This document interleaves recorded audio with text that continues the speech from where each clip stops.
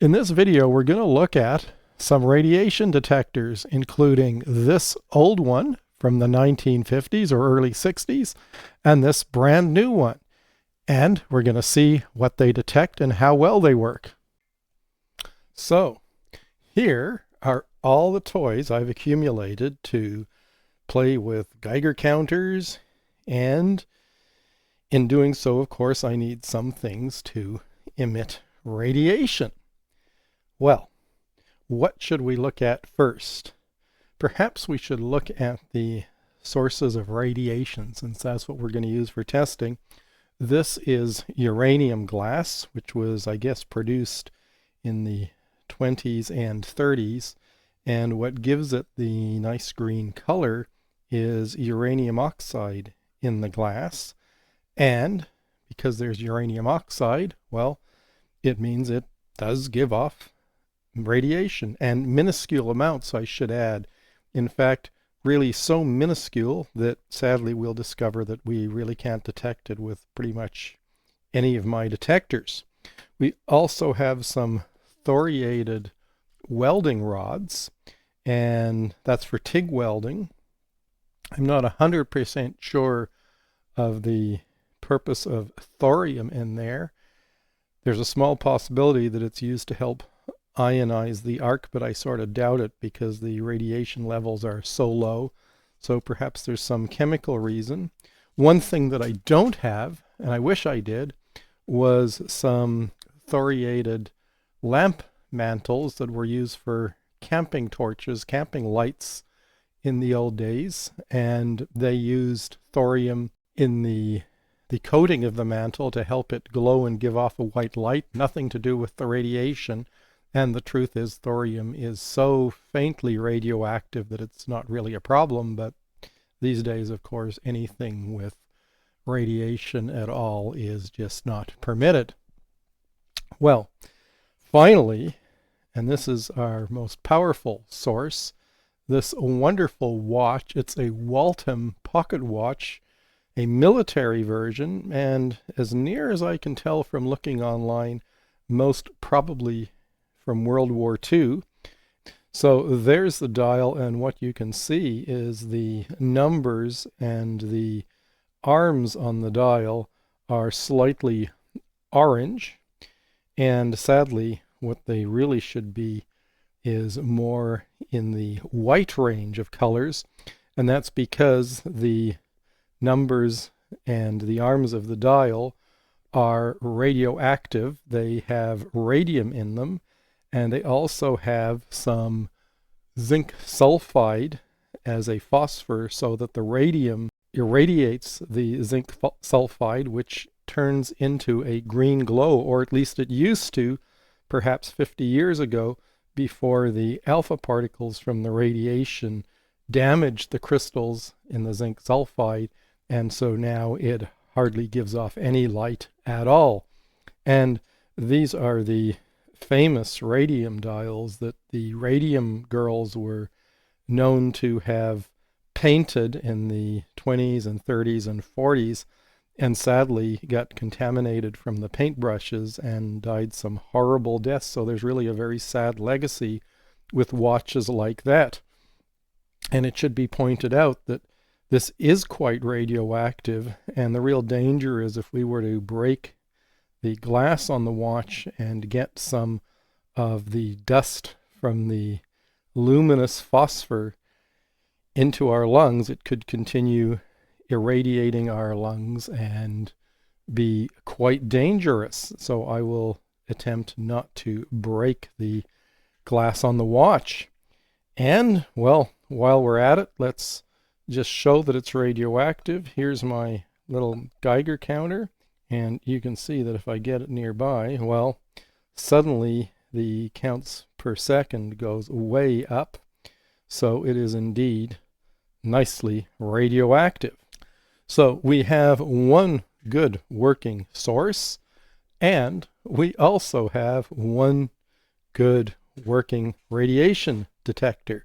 And in fact, what I should do before we go any further is thank the Fnirsi company who sent me this, and Well, I'd always wanted a nice little Geiger counter, and now I have one for these videos, so thank you very much. And there will be links in the description below. Why don't we take our Geiger counter, and what we'll do is try some of the other sources and see if we can get anything at all. To do that, I'm going to move this watch way far away so it doesn't contaminate our readings. And, well, here's our Geiger counter on the uranium glass, and we're essentially getting nothing at all. Let's get some of our welding rods and see if we can detect anything from them. And what I'm actually doing is putting it right near the detector. I'm not sure if you can see it, but there's a radiation symbol on this side of the detector, meaning the Geiger tube is right there. So if we get the rods as close as possible, can we see anything at all? I mean, there is the odd count coming from it. Hard to say if it's coming from the welding rods. Let's move them a bit further away and see what it looks like. Let's move that so you can see the dial better. There is a sporadic amount of detections occurring just from cosmic rays and other things in the room. If we move the rods closer, do we get anything? Hard to say. Probably not, and that's not surprising.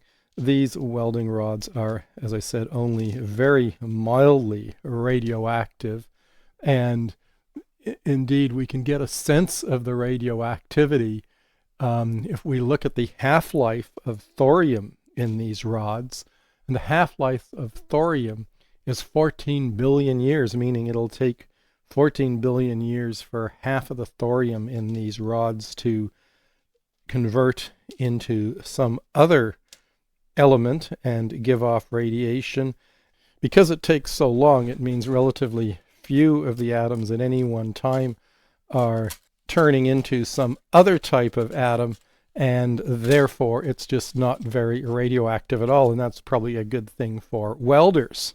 So I think what it boils down to is we have really two ineffective radiation sources, and we have one fairly good radiation source, and we certainly have one counter that we know is working nicely. Now, maybe what we should do is try this counter over here. And this was a kit on AliExpress. I think it cost about 40 or 50 bucks built, as opposed to just getting a pile of parts. And so I ordered it, and well, we'll power it up and see how it works. If all goes well, we can see our meter here and our Geiger counter, our raw Geiger counter here. And if I move the watch close to it from this side, not much happens. Let's turn it over. Look at that. So we get the characteristic Geiger counter clicking.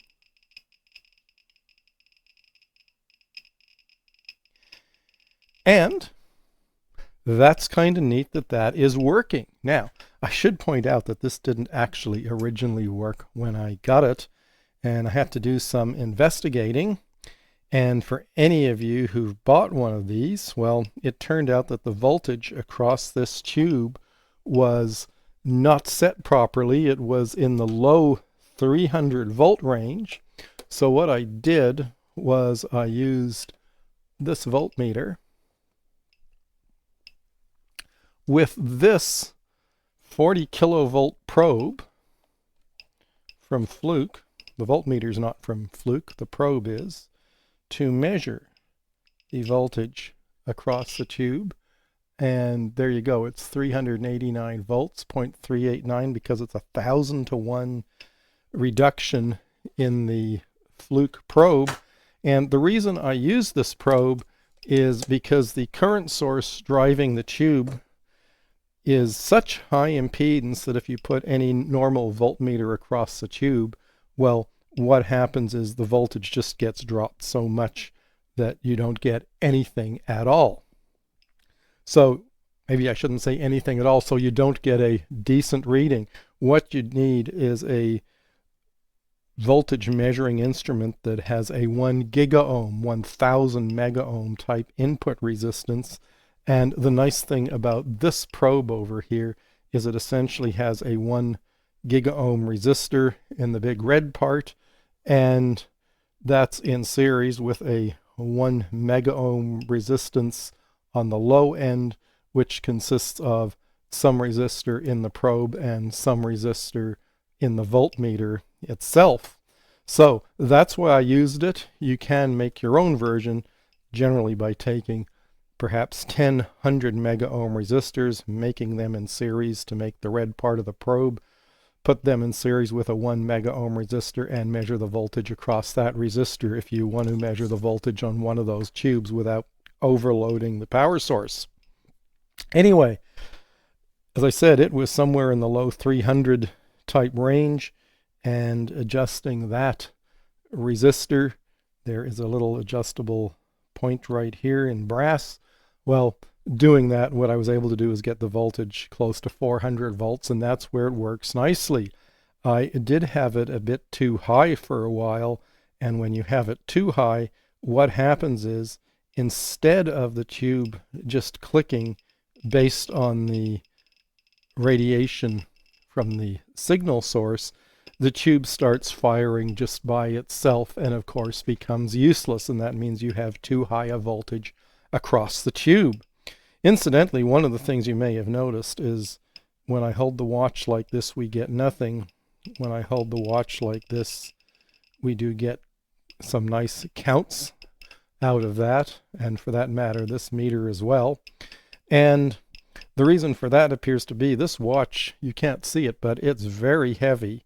And I'm guessing what they've done is used a thick metal plate at the back, presumably to hopefully protect the user from some of the radiation. Perhaps they were becoming aware of the dangers of radiation at that point in time. Okay, so those are two relatively modern meters. What I have is this meter over here, which is a 1950s or 60s civil defense meter. These meters were produced probably by the tens, hundreds of thousands, maybe even millions by numerous companies. This one is made by, and I don't know if you can see it, Victorine, which was one of the companies, and I looked and it still exists today. And, well, we can actually open it up a bit, and you can see I've been playing around with it, and there's its detector. It's not a Geiger tube. In fact, in here is an ionization chamber. And this is perhaps a good point to talk about what's the difference between a Geiger tube and an ionization chamber. Well, they're actually pretty similar. They're both a chamber that's filled with some sort of a gas, and apparently it's often things like neon mixed in with other gases like argon or xenon, sometimes various types of halogen gases to get the desired characteristics.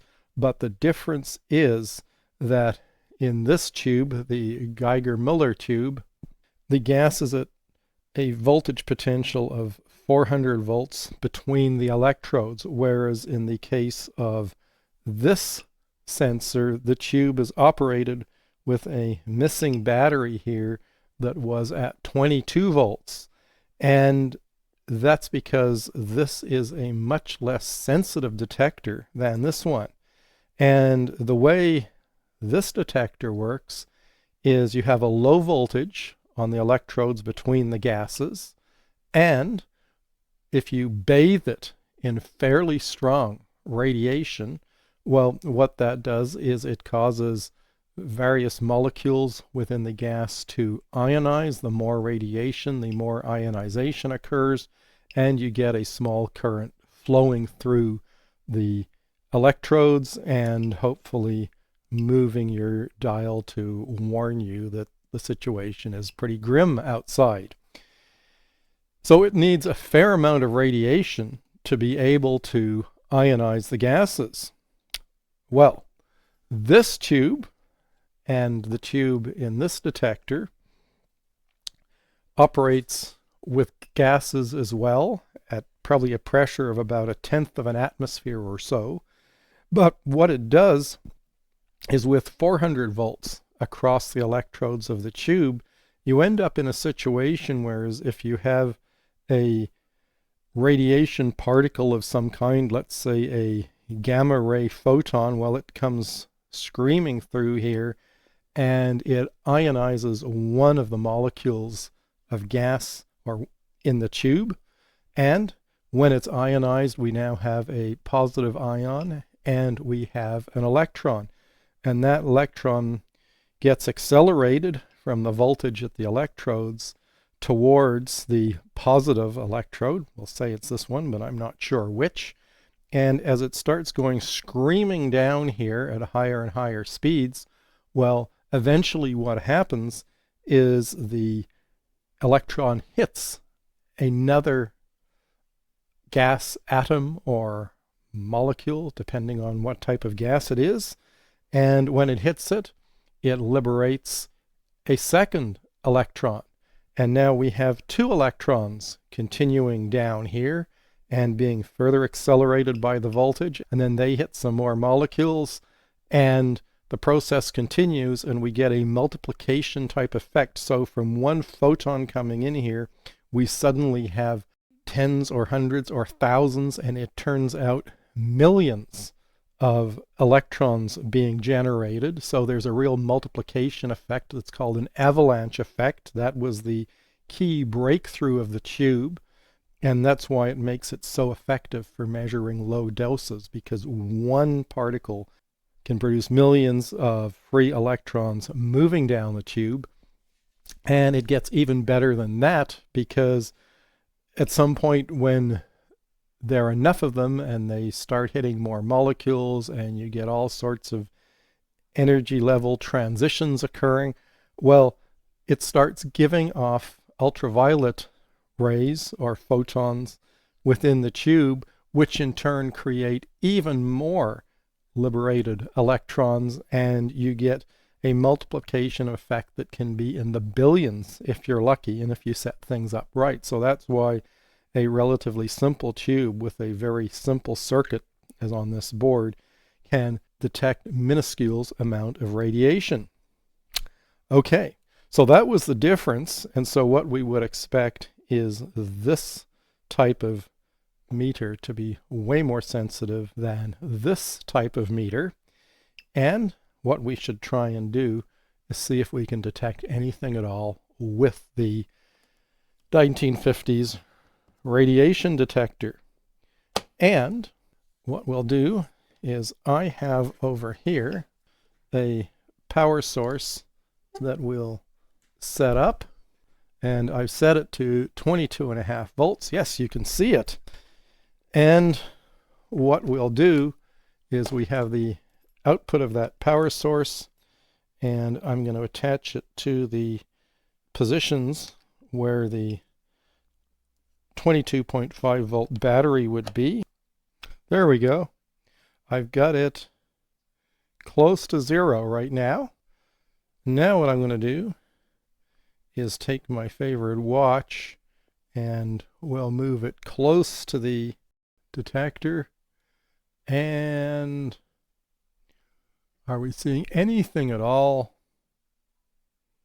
I think the answer is no. Why did we get nothing here? Well, one of the things could be that this is a old broken meter. Now, I did various tests on it. I think everything is going. The only thing that might be not working is the ionization chamber over here. But the other issue could be is its sensitivity. And, well, if we look on the dial over here, it has a reading of 0.5 here, and what that actually means is on its most sensitive scale, well, it can detect a radiation level of 0.5 rads full scale. And if we sort of say we should be able to detect, well, I just touched the wire lead, so we lost power and the meter went off in that direction. But I was thinking we should be able to consider a very positive detection maybe at this point here, halfway between 0 and 0.1. So really its most sensitive detection is at about 0.05 rads per hour. And what on earth does that mean? Well, I've had this meter here sitting for maybe 10 minutes or so just to get it acclimatized back to the background radiation level, and it's showing about 0.25 microsieverts per hour, which is actually quite typical of this room. And we can also look at the graph it shows, and it's pretty steady now, which is sort of a good indication that I'm in a pretty safe situation. Well, what are typical radiation levels? I did some looking online, and a typical background radiation level of everything that one might encounter, the air, things in the room, our own bodies, bananas, apples, what have you, probably around 1.5 microsieverts per hour. So I'm doing way better than that at somewhere in the 0.2 range.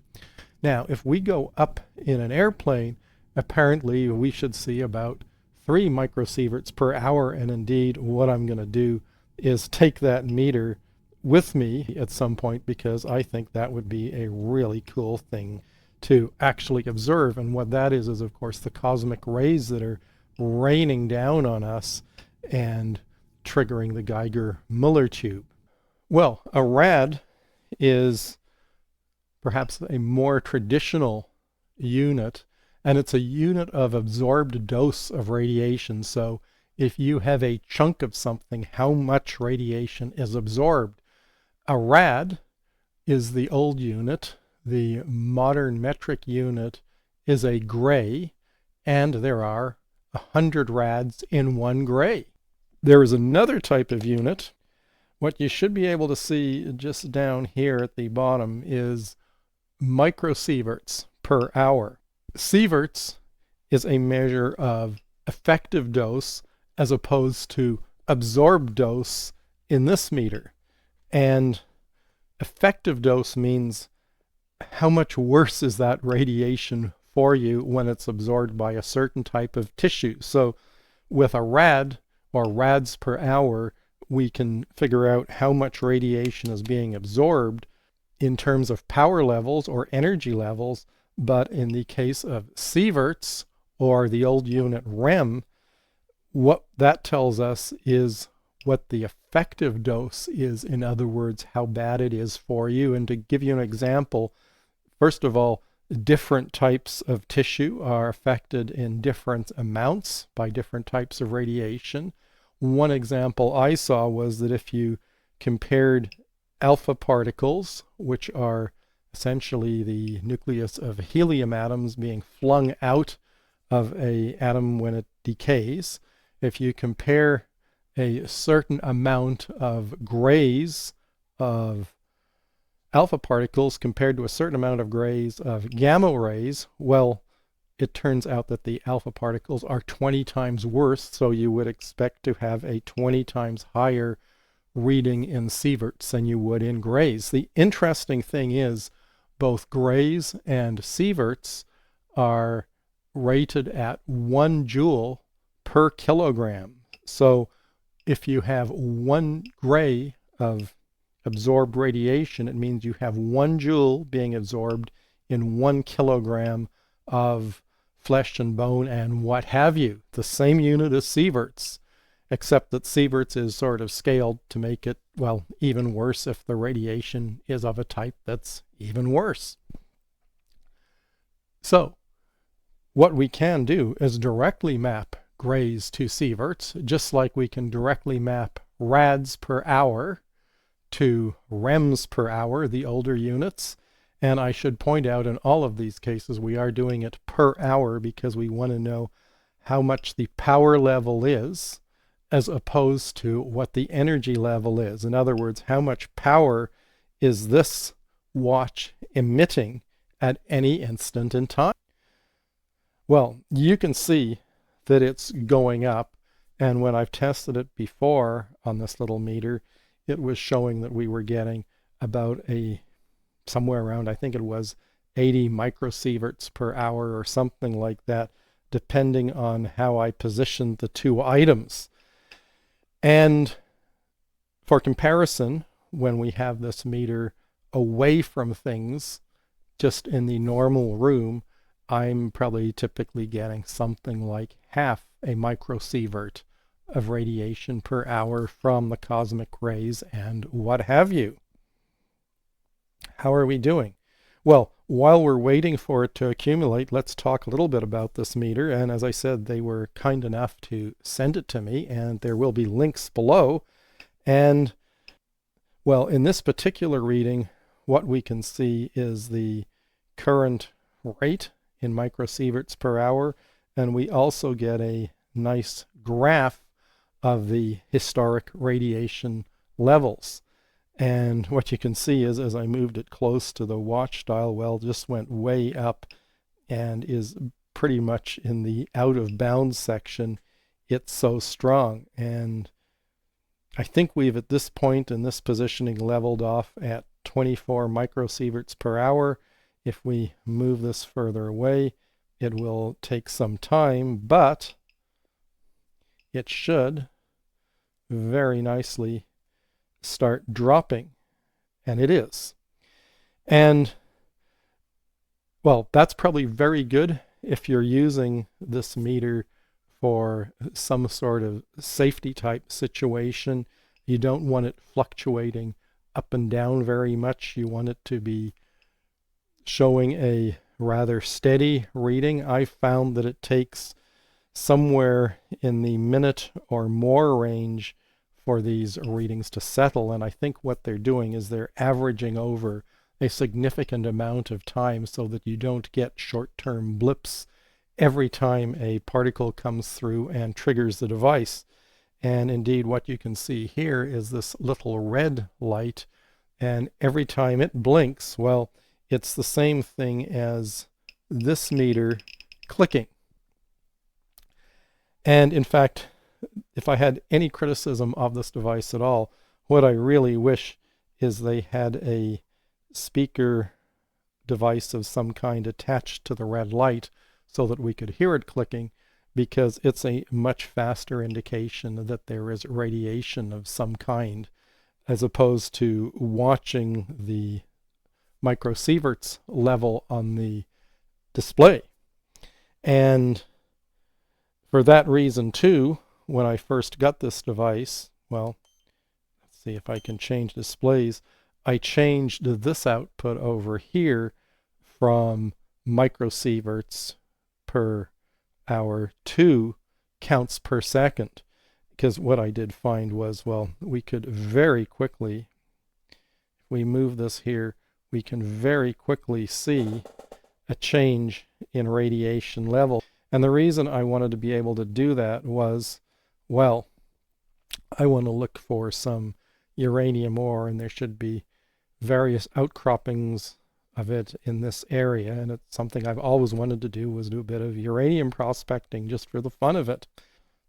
So that's an example of a modern radiation detector in finished form, and I wanted to show you a couple of things about it, namely one of the things what I've done is, you can see here they have a couple of alarm settings. It does have an alarm buzzer that does go off, and I decided to set these levels so high that it doesn't go off, because when I was experimenting in prep for this video and for this video, I did not want it to go off, but it does make a very distinctive and loud sound. So if you were wearing this thing on your belt, and it has a nice thing for the belt here, well, it would be great to have it set up so that at some desired level of microsieverts per hour, or an accumulated dose, well, it would warn you that something bad's happening, and that might be of use if you're, for instance, exploring an old cave where they might have mined some sort of